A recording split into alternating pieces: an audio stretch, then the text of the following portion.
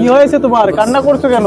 আমার মা আমাকে বাজার থেকে তেল আনতে পাঠিয়েছে। হঠাৎ আমার হাত থেকে তেলের বোতলটা পড়ে যাওয়ায় মাটি তেলগুলো চুষে নেয়, আর আমার কাছে টাকাও নেই যে তেল আনবে।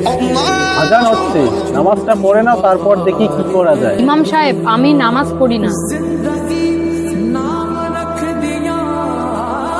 এই নাও, যেখানে তেলগুলো পড়ে গেছে সেখানে বোতল আর কাগজটা রেখে দেবে। এইখানে তেলগুলো পড়ে গেছে। আরে, তেল কোথা থেকে আসলো?